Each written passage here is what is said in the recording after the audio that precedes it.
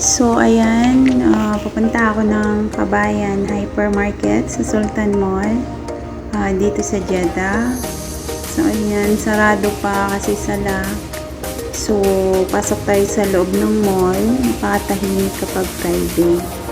So, 1 PM pala nagbubukas ang Kabayan. So, ayan, sarado pa talaga siya. So, punta muna ako sa food court sa taas para makabili ng take-out na ulam mamaya. So, yun. Habang naghihintay tayo nung magbukas ang Kabayan Hypermarket, akyat tayo sa food court. Yun, sa Lapas Batchoy. May Lapas Batchoy. So, ayan. Kukuha tayo ng menu nila. So, yun. Maraming mapagpilian. So, yun. Ang daming foods. Parang nasa Pinas lang tayo, diba? So, yun. Ang in-order ko pala is Pancit Canton Seafoods. Then, mamimili ako sa Kabayan ng isda. Ayun. So, pipili-pili. Ayan. Meron silang mga sizzling meals, sizzling.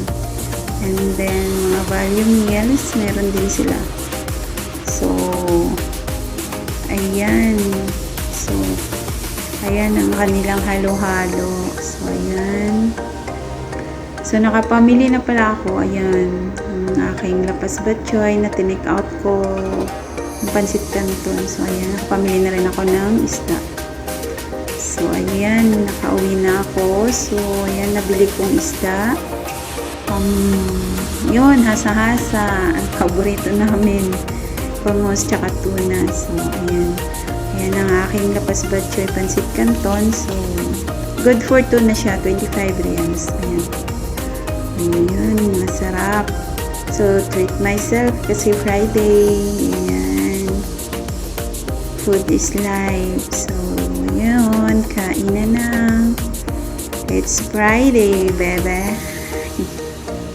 Ayan.